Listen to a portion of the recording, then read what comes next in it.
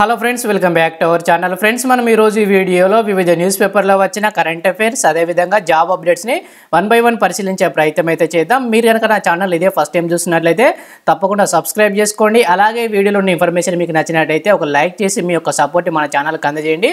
Friends, ఈరోజు వార్తల్లో నిలిచిన అప్డేట్స్ కనుక చూసినట్లయితే ఫస్ట్ అప్డేట్ వచ్చేసి మనకు టీఎస్పీఎస్సీ నుండి జేఎల్కి సంబంధించిన ఎగ్జామ్ ఫైనల్ కీ రిలీజ్ అంటే ఇక్కడ ఒక అప్డేట్ చూడవచ్చు. జూనియర్ లెక్చరర్ పోస్టుల భర్తీకి నిర్వహించిన ఎగ్జామ్ ఫైనల్ కీని టీఎస్పీఎస్సీ సోమవారం రిలీజ్ చేసింది. ఎక్స్పర్ట్ కమిటీ చేసిన సిఫార్సుల మేరకు ఈ కీని ప్రకటిస్తున్నట్లు కమిషన్ కూడా తెలిపింది. సో కమిషన్ వెబ్సైట్లోకి వెళ్ళి చూసుకోవాలని అభ్యర్థులకు అయితే సూచించడం జరిగింది. సో ఎవరైతే జూనియర్ లెక్చర్కి సంబంధించిన ఎగ్జామ్స్ రాశారో సో దానికి సంబంధించిన ఇన్ఫర్మేషన్ మీరు టీఎస్పీఎస్సీ వెబ్సైట్లో వాట్స్ న్యూస్ దగ్గర దానికి సంబంధించిన లేటెస్ట్ న్యూస్ అయితే ఉంటుంది. సో మీరు ఇంట్రెస్ట్ ఉన్న వాళ్ళు ఎవరైనా ఎగ్జామ్ రాసిన వాళ్ళు ఉంటే చూసే ప్రయత్నం అయితే చేయండి. నెక్స్ట్ అప్డేట్ వచ్చేసి ఇక్కడ ఒక అప్డేట్ చూడవచ్చు. మనకు బెంగాల్ పాఠశాలలో 25,000 నియామకాలు రద్దు అంటే ఇక్కడ ఒక అప్డేట్ అయితే చూడవచ్చు.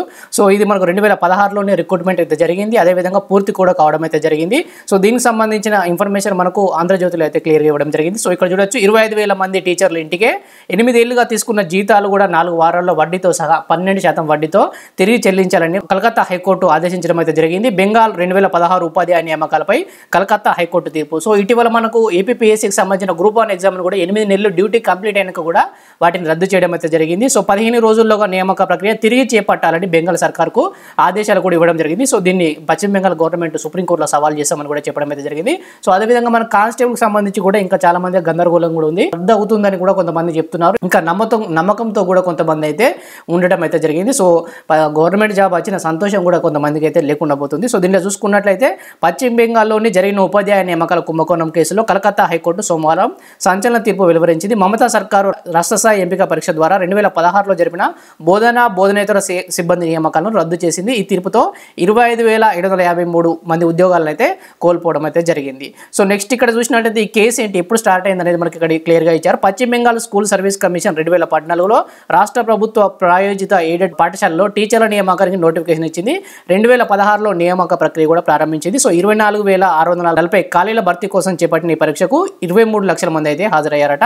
చివరికి 25,775 మంది నియమితులయ్యారు. సో ఈ కొన్ని పోస్టులు అయితే పెంచడం జరిగింది. వీటి మీదనే ప్రధానమైన ఆరోపణలు అయితే వచ్చాయి. 24,640 పోస్టులకు నోటిఫికేషన్ రిలీజ్ చేసి ఆ తర్వాత 25,000కు దాన్ని పోస్టుల సంఖ్య పెంచడంతో చాలా మందికి అనుమానాలు అయితే వచ్చాయి. సో దాంట్లో కొంతమంది ఖాళీ ఓమర్ సీట్లు అయితే న్యూజిలేటర్కి ఇచ్చినట్టుగా కొంతమంది గమనించి కంప్లైంట్ అయితే ఇవ్వడం జరిగింది. సో దీని మీద సిబిఐ విచారణ కూడా జరిగింది. సో బెంగాల్ కోర్టు తాజాగా దీన్ని రద్దు చేయడం జరిగింది. సో దీంట్లో చాలా రాజకీయ కోణాలు కూడా ఉన్నాయి. సో ఇటీవల కలకత్తా హైకోర్టు జడ్జి పదవికి రాజీనామా చేసిన గంగోపాధ్యాయ ఆయననే ఈ కేసును అయితే విచారించడం జరిగింది. ఆయన పదవికి రాజీనామా చేసి బీజేపీ పార్టీలో చేరారు. ఆయన ఏకంగా 6 నెలల కిందటి నుంచి నేను బీజేపీతో టచ్లో ఉన్నాను కూడా ప్రకటించడం అయితే జరిగింది. సో దీని మీద న్యాయ వ్యవస్థ మీద కూడా కొన్ని సవాళ్ళు అయితే ఈ కేసుకు ఊడిపడి ఉండడం అయితే జరిగింది. సో నెక్స్ట్ అప్డేట్ చూసినట్లయితే మనకు టెట్కు సంబంధించి 48,582 సర్వీస్ ఉపాధ్యాయులు దరఖాస్తు చేసుకున్నట్టుగా దీంట్లో చూడవచ్చు. సో టోటల్గా వచ్చేసి మనం నిన్న చర్చించాం 2,86,386 మంది దరఖాస్తు చేసుకుంటే దానిలో 48,000 మంది సర్వీస్ టీచర్లు ఉన్నట్టుగా మనకు దీనికి సంబంధించిన డీటెయిల్స్లో చూడవచ్చు. సో నెక్స్ట్ అప్డేట్ వచ్చేసి మనకు ఆర్పీఎఫ్ సంబంధించండి రైల్వే రక్షణ వ్యవస్థలో మీరు భాగస్వాములు అవుతారా అంటే ఇక్కడ ఒక అప్డేట్ ఇచ్చారు. మంచి ఆర్టికల్ ఇచ్చారు. ఆర్పీఎఫ్ సంబంధించి ఫుల్గా 4,208 పోస్టులకు సంబంధించి ఆర్పీఎఫ్ కానిస్టేబుల్ నోటిఫికేషన్ వచ్చింది. అదేవిధంగా 452 పోస్టులు ఎస్ఏ పోస్టులు అయితే ఉన్నాయి. సో దీనికి సంబంధించి ఫుల్ వీడియో నేను చేశానండి. డిస్క్రిప్షన్లో దాని లింక్ కూడా ఇస్తాను. అప్లై చేసే ప్రయత్నం అయితే చేయండి. ఎవరైతే మన తెలుగు రాష్ట్రాల్లో గ్రూప్ 1 గ్రూప్ 2 ప్రిపేర్ అవుతారో కేవలం అర్థమెటిక్ రీజనింగ్ ఎక్స్ట్రాగా చదువుకుంటే సరిపోతుంది. దీంట్లో ప్రధానమైన సిలబస్ వచ్చేసి మనకు అర్థమెటిక్ రీజనింగ్ సంబంధించి 70 క్వశ్చన్స్ అయితే ఉంటాయి. అదేవిధంగా జనరల్ అవేర్నెస్ నుంచి 50 మార్క్స్ అయితే వస్తాయి. టోటల్గా 120 క్వశ్చన్స్ అయితే ఉంటాయి. 90 నిమిషాల టైం అయితే ఉంటుంది. అప్లై చేసే ప్రయత్నం అయితే చేయండి. ఫుల్ వీడియో లింక్ అయితే కింద ఇస్తాను, చూసే ప్రయత్నం చేయండి ఫ్రెండ్స్. సో నెక్స్ట్ అప్డేట్ వచ్చేసి మనకు కరెంట్ అఫైర్స్ అండి. ఈరోజు చాలా ఇంపార్టెంట్ కరెంట్ అఫైర్స్ అయితే వచ్చాయి. సో 30 వారాల గర్భ విచ్ఛితికి అనుమతి అంటూ ఫస్ట్ అప్డేట్ చూడవచ్చు. సో దీనిలో చూసుకున్నట్లయితే మనకు 24 వారాల వరకే గర్భ విచ్ఛితికి అనుమతి ఉంటుందండి. కానీ ఈ యొక్క మహిళను దృష్టిలో ఉంచుకొని సుప్రీంకోర్టు ప్రధాన న్యాయమూర్తి గారు 30 వారాల గర్భ విచ్ఛితికి కూడా అనుమతి అయితే ఇవ్వడం జరిగింది. సో దీనిలో చూసుకున్నట్లయితే అత్యాచార బాధిత బాలిక కేసులో సుప్రీంకోర్టు అసాధారణ తీర్పు. అత్యాచారానికి గురై గర్భం దాల్చిన 14 ఏళ్ల బాలిక కేసులో సుప్రీంకోర్టు అసాధారణ నిర్ణయం తీసుకుంది. బాలిక సంక్షేమం అదేవిధంగా భవిష్యత్తుకు అత్యధిక ప్రాధాన్యం ఇస్తూ దాదాపు 30 వారాల ఆమె గర్భాన్ని తొలగించేందుకు అనుమతి ఇచ్చింది. సో ఆమెకు కేవలం 14 సంవత్సరాలు కాబట్టి బాధితురాల పరిస్థితిని ప్రత్యేకంగా పరిగణలోకి తీసుకున్న అత్యున్నత న్యాయస్థానం రాజ్యాంగం అధికరణ 142 ద్వారా లభించిన విస్తృత అధికారాలను ఉపయోగించుకొని తీర్పు వెలువరించింది. సో మహారాష్ట్రకు చెందిన 14 ఏళ్ల బాలిక ఇటీవల రేప్కి అయితే గురి కావడం జరిగింది. విషయం ఆలస్యంగా తెలుసుకున్న ఆమె తల్లి బాంబే హైకోర్టులో 28 వారాల గర్భాన్ని తొలగించేందుకు అనుమతి ఇవ్వాలని ఆమె పిటిషన్ అయితే దాఖలు చేయడం జరిగింది. సో ఈ తీర్పు వచ్చే నాటికి ఆమెకి 30 వారాల గర్భిణి అయితే నిర్ధారించడం జరిగింది. సో దీని మీద ఒక మెడికల్ బోర్డు సూచనతోటి ఆమె మానసిక శారీరక పరిస్థితి బాగాలేదు. ఇంకా ఆమె 14 సంవత్సరాలే కాబట్టి ఆమెకి ఇంకా అంత శారీరక బలం లేదు కాబట్టి సో 30 వారాల గర్భ విచ్ఛేదికి అనుమతి కూడా ఇవ్వడం జరిగింది. సో మానసికంగా కూడా ఆమె దెబ్బతినే అవకాశం ఉంది. సో లైంగిక దాడి వల్ల జన్మించిన కుమారుడు లేదా కుమార్తెతో ఆమె జీవనం సాగించలేదు. సో ఎందుకంటే జన్మించిన బేబీని చూసినప్పుడల్లా ఆమెకు జరిగిన లైంగిక దాడి ప్రతిసారి గుర్తుకొచ్చే అవకాశం ఉంది కాబట్టి 30 వారాల గర్భ విచ్ఛేదికి అనుమతి ఇవ్వడం జరిగింది. సో నెక్స్ట్ అప్డేట్ వచ్చేసి పద్మశ్రీ అవార్డుల ప్రధానోత్సవం అయితే జరిగిందండి. 3 విడతల్లో ఇస్తున్నారు. సో ఇది 2వ విడత అని చెప్పుకోవచ్చు. సో దీంట్లో చూసుకున్నట్లయితే మొత్తం 66 మందికి పద్మ అవార్డులు అందించిన రాష్ట్రపతి ద్రౌపది ముర్ము అంటే ఒక అప్డేట్ చూడవచ్చు. సో మనకు జనవరి 25న మొత్తం టోటల్గా ఎంతమందికి ఇచ్చారని 110 మందికి పద్మ అవార్డులు అయితే ప్రకటించడం జరిగింది. సో 110 మందికి పద్మశ్రీ, అదేవిధంగా 17 మందికి పద్మభూషణ్, అదేవిధంగా 5గురికి పద్మ విభూషణ్ అవార్డులు అయితే ఇచ్చారు. సో టోటల్గా 132 మందికి ఈసారి పద్మ అవార్డులు అయితే ఇవ్వడం జరిగింది. సో దీంట్లో మన తెలంగాణకు చెందిన వారి పేర్లు మనకు చాలా ఇంపార్టెంట్. మీరు మొత్తంగా ఈ ఐదు ఎవరికైతే పద్మ విభూషణ్ వచ్చిందో 5గురు పేర్లు ఇంపార్టెంట్. అదేవిధంగా పద్మభూషణ్, అదేవిధంగా పద్మశ్రీ అవార్డులు మన తెలుగు వ్యక్తులకు ఎవరెవరికి వచ్చాయో గుర్తుంచుకోండి. దీంట్లో మనకు ఈ కెతావాల సోమలకు సంబంధించి బాగా ఇంపార్టెంట్ అండి. నిన్ననే ఆయనకు సంబంధించిన అప్డేట్ మనం చర్చించడం అయితే జరిగింది. భగవద్గీతను బంజారా భాషలో అనువదించినందుకు ఆయనకు పద్మశ్రీ అవార్డు అయితే రానుంది. సో దీన్ని కూడా గుర్తుంచుకునే ప్రయత్నం చేయండి. సో దీనికి సంబంధించి ఆల్రెడీ మన ఛానల్లో అప్డేట్ అయితే చేశాను జనవరిలోనే. నెక్స్ట్ అప్డేట్ వచ్చేసి 66,000 మంది భారతీయులకు అమెరికా పౌరసత్వం అంటే ఇక్కడ ఒక అప్డేట్ చూడవచ్చు. సో మెక్సికో తర్వాత భారతీయులే అమెరికా పౌరసత్వాన్ని ఎక్కువ తీసుకున్నట్టుగా ఒక రిపోర్ట్ అయితే వచ్చిందండి. అమెరికాలో ఉంటున్న భారతీయుల్లో 65,960 మంది అధికారికంగా అగ్రరాజ్య పౌరులు అయినట్లు తాజా నివేదిక ఒకటి పేర్కొంది. పౌరసత్వం పొందుతున్న విదేశీల్లో మెక్సికో వచ్చేసి తొలి స్థానంలో ఉండగా భారత్ 2వ స్థానంలో నిలిచింది. వివిధ దేశాల్లో జన్మించి అమెరికాలో ఉంటున్న వారి సంఖ్యలో 2022లో 4.6 కోట్లని, ఇది అమెరికా మొత్తం జనాభా అయిన 33.3 కోట్లలో 14% అని అమెరికా జనగణన సంస్థకు చెందిన అమెరికన్ కమ్యూనిటీ సర్వే డేటా వెల్లడించింది. సో దీన్ని గుర్తుంచుకునే ప్రయత్నం అయితే చేయండి. సో 14% అక్కడ ఓన్లీ సెటిలర్స్ మాత్రమే ఉంటున్నట్టుగా కూడా అమెరికా జనగణన సంస్థ వెల్లడించింది. సో గతంలో ట్రంప్ కూడా అమెరికన్ల కోసం అని ఒక నినాదం కూడా ఇవ్వడం అయితే జరిగింది. మన భారతదేశం మీద కూడా అయినా H1B వీసాల మీద చాలా పరిమితులు కూడా విధించడం అయితే మన గతంలో చూసాం. సో తప్పకుండా దీన్ని గుర్తుంచుకోండి. 66,000 మందిని ఇంతవరకు అమెరికా పౌరసత్వాన్ని పొందినట్టుగా. సో మెక్సికో తర్వాత కూడా భారతదేశమే 2వ స్థానంలో కూడా ఉంది. సో నెక్స్ట్ అప్డేట్ వచ్చేసి స్పోర్ట్స్కి సంబంధించండి. శభాష్ గుకేష్ అంటూ ఇక్కడ ఒక రికార్డును మనం చూడవచ్చు. క్యాండిడేట్స్ టోర్నీ గెలిచిన పిన్న వయస్కుడుగా తెలుగు కుర్రాడి రికార్డు అంటే ఇక్కడ ఇవ్వడం జరిగింది. చాలా ఇంపార్టెంట్ అండి ఇది.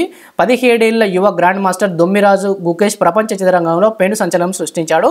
చెస్ పండితులను ఆశ్చర్యపరుస్తూ అత్యంత పిన్న వయసులో క్యాండిడేట్స్ టోర్నీ గెలిచిన ఆటగాడిగా ఈ ఘనతనైతేనే సొంతం చేసుకున్నాడు. సోమవారం అరుదైన 14వ రౌండ్లో నకమురతో గేమ్ను డ్రాగా ముగించిన గుకేష్ 9 పాయింట్లతో అగ్రస్థానంలో ఇచ్చి ప్రపంచ ఛాంపియన్షిప్ ఫైనల్కు అర్హత సాధించాడు. సో ఈయన ఎవరితో తలపడ్డారని కూడా అడుగుతారు. సో నకమురా ఆయన పేరుతో కూడా గుర్తుంచుకోండి.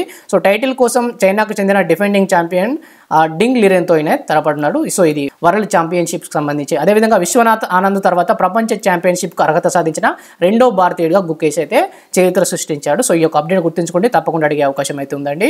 సో దీనికి సంబంధించిన ఇన్ఫర్మేషన్ మరో న్యూస్ పేపర్లు ఇక్కడ ఇచ్చారు. విశ్వనాథ్ ఆనంద్ తర్వాత ఈ ఘనత సాధించిన 2వ భారతీయుడు, అదేవిధంగా అత్యంత పిన్న వయస్కుడుగా ఈ టైటిల్ సాధించిన అత్యంత పిన్న వయస్కుడు కూడా గుకేష్ అయితే నిలిచినట్టుగా గుర్తుంచుకోండి. నెక్స్ట్ అప్డేట్ వచ్చేసి ఒక పుస్తకం వార్తలోకి వచ్చిందండి. ఈ పుస్తకాన్ని మనం గతంలోనే ఆల్రెడీ చర్చించాం. సో దువ్వూరి సుబ్బారావు గారు, మాజీ RBI గవర్నర్, మన తెలుగు వ్యక్తి.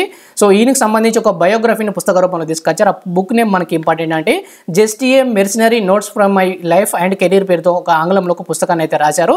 సో దీన్ని రేపు ఆవిష్కరించనున్నారు. సో దీన్ని గుర్తుంచుకోండి. గతంలోనే ఒక టైటిల్ తోటి మనం చర్చించాం. ఏంటంటే ఆ ఇద్దరు ఆర్థిక మంత్రులతో ఒత్తిడి అంటూ మనకు చిదంబరం గారు ఏ విధంగా RBI మీద ఒత్తిడి తీసుకొచ్చారు అంటూ మనకి ఈ పుస్తకంలో వివరించారు ఆయన. సో ఈ పుస్తకాన్ని అయితే రేపు విడుదల చేయనున్నారు. సో దీన్ని గుర్తుంచుకోండి. Just a మెర్సనరీ notes from my life and career పేరుతో ఈ దువ్వూరు సుబ్బారావు గారు తన బయోగ్రఫీ బుక్ని అయితే తీసుకొస్తున్నారు. సో నెక్స్ట్ అప్డేట్ వచ్చేసి చైనా అనుకూల పార్టీకి మాల్దీవుల్లో సూపర్ మెజారిటీ అంటే ఇక్కడ ఒక అప్డేట్ చూడవచ్చు. సో నిన్ననే మనం దీనికి సంబంధించిన అప్డేట్ కూడా చర్చించాం. మాల్దీవుల పార్లమెంటరీ ఎన్నికల్లో అధ్యక్షుడు మహమ్మద్ మయీజ్కు చెందిన పీపుల్స్ నేషనల్ కాంగ్రెస్ సూపర్ మెజారిటీతో విజయం సాధించింది. ఈ పార్టీ పేరు గుర్తుంచుకోండి, అడిగే అవకాశం అయితే ఉంటుంది. పీపుల్స్ నేషనల్ పార్టీ మాల్దీవుల అధికార పార్టీ ఇప్పుడు ప్రజెంట్ మొత్తం 93 స్థానాలకు గాను సొంతంగా 68 సీట్లను అయితే కైవసం చేసుకుంది. దీంతో మయీజు అనుసరిస్తున్న చైనా అనుకూల విధానానికి దేశంలో బలమైన మద్దతు లభించినట్లయింది. ఆయనకు అగ్ని పరీక్షగా నిలిచిన ఎన్నికలను అటు చైనా ఇటు భారత్లు నిశ్చితంగా పరిశీలించాయి. మాల్దీవుల పార్లమెంట్లోని 93 నియోజకవర్గాలకు ఆదివారం పోలింగ్ నిర్వహించారు. సో ఈ నియోజకవర్గాల సంఖ్యను కూడా గుర్తుంచుకోండి. సో టోటల్గా 75% పోలింగ్ అయితే నమోదైందట. సో నెక్స్ట్ అప్డేట్ వచ్చేసి రిలయన్స్ టర్న్ ఓవర్ రూపాయలు 10 లక్షల కోట్లు అంటే ఇక్కడ ఒక అప్డేట్ చూడవచ్చు. ఈ మైలురాయిని సాధించిన తొలి కంపెనీ ఇదే అంటే ఇక్కడ ఇవ్వడం జరిగింది. 2023-24 వార్షిక లాభం 69,621 కోట్లట. సో జనవరి మార్చిలో స్వల్పంగా తగ్గిన లాభం. సో దీనిలో చూసుకున్నట్లయితే అన్ని విభాగాలు బలంగా రాణించాయి. దీంతో పలు మైలురాళ్లను కంపెనీ సాధించగలిగింది. పన్నుకు ముందు లాభాల విషయంలో రూపాయల 1,00,00,000 అధిగమించిన తొలి భారతీయ కంపెనీగా రిలయన్స్ నిలిచిందని చెప్పడానికి సంతోషిస్తున్న డిజిటల్ రిటైల్ విభాగాల్లో మంచి జోరు కనిపిస్తుందని మనకు ముఖేష్ అంబానీ ప్రకటించారు. సో వార్షిక లాభం అనేది 1,00,00,000 కోట్లు సాధించిన తొలి భారతీయ కంపెనీగా రిలయన్స్ అయితే నిలిచినట్టుగా గుర్తుంచుకోండి. సో సరిపోతుంది, మిగతాదంతా ఈ వ్యాపారాలకు సంబంధించిన అప్డేట్స్ అయితే ఉండడం జరిగింది. నెక్స్ట్ అప్డేట్ వచ్చేసి మనకు MDH అదేవిధంగా ఎవరెస్ట్ మసాలా పొడుల్లోని సుగంధ ద్రవ్యాల నాణ్యత పరిశీలన అంటే ఇక్కడ చూడవచ్చు. సో మనం నిన్న చూసాము హాంకాంగ్ సంబంధించిన ఫుడ్ సేఫ్టీ అథారిటీ అనేది వీటిని నిషేధించడం అయితే జరిగింది. సో గతంలో బోర్న్విటా విషయంలో కూడా మన కేంద్ర ప్రభుత్వం చర్యలు తీసుకుంది. తాజాగా ఇంకొక న్యూస్ కూడా వార్తలు వచ్చింది, మనకు నెస్లీ సెర్లాక్ గురించి కూడా వార్తలు వచ్చింది, దాన్ని కూడా గుర్తుంచుకోండి. సో తాజాగా ఎవరెస్ట్ అదేవిధంగా MDH మసాలాలు కూడా మనకు food safety authority of India వీటి నాణ్యత పరిశీలన అయితే చేయనుంది. సో దీన్ని కూడా గుర్తుంచుకోండి. వాటిని సింగపూర్, హాంకాంగ్ ప్రభుత్వాలు అక్కడ వాటిని నిషేధించడం అయితే జరిగింది. సో నెక్స్ట్ అప్డేట్ వచ్చేసి జోరుగా విమాన ప్రయాణాలు అంటే ఇక్కడ మనకు కేంద్ర ప్రభుత్వం అఫీషియల్గా విడుదల చేసిన ఒక డేటా అయితే వార్తలోకి వచ్చిందండి. దేశంలో రికార్డు స్థాయిలో రద్దీ, ఆదివారం వచ్చేసి 4.72 లక్షల మంది ప్రయాణించినట్టుగా దీంట్లో చూడవచ్చు. దేశంలో విమాన ప్రయాణికుల రద్దీ సరికొత్త రికార్డును చేరింది. ఒక్కరోజే దాదాపు 5 లక్షల మంది ప్యాసింజర్లు నమోదయ్యారు. ఆదివారం దేశవ్యాప్తంగా వివిధ ప్రాంతాల మధ్య నడిచిన 6,128 విమాన సర్వీసుల్లో ఏకంగా 4,71,751 మంది ప్రయాణించినట్లు తేలింది. ఈ మేరకు కేంద్ర పౌర విమానయాన మంత్రిత్వ శాఖ తాజాగా తెలియజేసింది. కరోనాకు ముందున్న రోజుల్లో ప్రయాణికుల సగటుతో పోల్చితే 14% అధికమని స్పష్టం చేసింది. కాగా నిరుడు ఏప్రిల్ 21న 5,899 విమాన సర్వీసుల్లో 4,28,389 మంది ప్రయాణించారు. సో భారతీయ విమానయాన రంగంలో మునుపెన్నడూ లేని వృద్ధి నమోదవుతున్నట్టుగా దీనిలో చూడవచ్చు. సో ఈ యొక్క నంబర్ అనేది గుర్తుంచుకోండి, 4,71,751 మంది ప్రయాణించి ఇంతవరకు ఒక్కరోజే అత్యధిక మంది ప్రయాణించినట్టుగా ఇక్కడ రికార్డ్ అయితే నమోదైనట్టుగా కేంద్ర ప్రభుత్వం తెలిపింది. సో నెక్స్ట్ అప్డేట్ వచ్చేసి తొలిసారి కువైట్లో హిందీ రేడియో ప్రసారం ప్రారంభం అంటే ఇక్కడ చూడవచ్చు. భారత్ కువైట్ మధ్య దౌత్యపరంగా మంచి సంబంధాలు ఉన్నాయి. కువైట్లో తొలిసారి హిందీ రేడియో ప్రసార కార్యక్రమం ప్రారంభమైనట్లు భారత రాయబార కార్యాలయం సోమవారం ఎక్స్ వేదికగా వెల్లడించింది. ప్రతి ఆదివారం FF 93.3 అదేవిధంగా MM 96.3 ఫ్రీక్వెన్సీస్లో కువైట్లోని రేడియోలో ఇక్కడ నుంచి హిందీ ప్రసార కార్యక్రమాలు అయితే కానున్నాయి. ఇటీవల హిందీలో ఏ దేశంలో మనకు రేడియో ప్రసంగాలు ప్రారంభించారని డైరెక్ట్ క్వశ్చన్ అడిగే అవకాశం ఉంది. కువైట్ దేశంలో అయితే ప్రారంభించారు, గుర్తుంచుకోండి. సో నెక్స్ట్ అప్డేట్ వచ్చేసి మనకు వస్తున్నాం లింగమయ్య అంటే ఇక్కడ జాతర వార్తలోకి వచ్చిందండి. సో మనకు వార్తల్లో నిలిచిన మీరు లాస్ట్ ఎగ్జామ్కి లాస్ట్ 6 months ముందు ఏమేమి జాతరలు జరిగాయో వాటిని ఎక్కువ ఫోకస్ అయితే చేయండి. సో ఇక్కడ మనకు ఇప్పుడు ప్రధానంగా ఉన్న జాతర వచ్చేసి సలేశ్వరం జాతర అండి. సలేశ్వరం జాతరలో ముఖ్యమైన దైవం ఏంటిది అని అడుగుతారు మనకు. సో దీంట్లో చూసుకున్నట్లయితే దీన్ని దక్షిణ భారతదేశ అమర్నాథ్ యాత్రకు కూడా భావిస్తారు. సో దీంట్లో ఇది నల్లమల సలేశ్వరం జాతర. దీంట్లో చూసినట్లయితే దక్షిణ భారత అమర్నాథ్ యాత్రగా భావించే నల్లమల సలేశ్వరం జాతర సోమవారం ప్రారంభమైంది. నల్లమల అభయారణ్యంలో లోయలో కొలువైన సలేశ్వరం లింగమయ్య స్వామి ఉత్సవాలు 3 రోజుల పాటు జరగనున్నాయి. రాష్ట్రంలోని పలు ప్రాంతాలతో పాటు ఏపీ, కర్ణాటక నుంచి వేలాది మంది భక్తులు తరలివస్తారు. సలేశ్వరం బయలుదేరిన భక్తులు వస్తున్నాం లింగమయ్య అంటూ శరణు ఘోషతో నల్లమల అటవీ ప్రాంతం దద్దరిల్లింది. ఉమ్మడి జిల్లాలోని వివిధ ప్రాంతాల నుంచి ఆర్టీసీ బస్సులు, ప్రైవేట్ వెహికల్స్లో కూడా భక్తులు వస్తున్నట్టుగా దీంట్లో చూడవచ్చు. సో మనకు ప్రధాన దైవం వచ్చేసి లింగమయ్య స్వామి. సో ఇది ఇంపార్టెంట్గా గుర్తుంచుకోండి. లింగమయ్య స్వామి ఇది ఎక్కడ జరుగుతుందండి?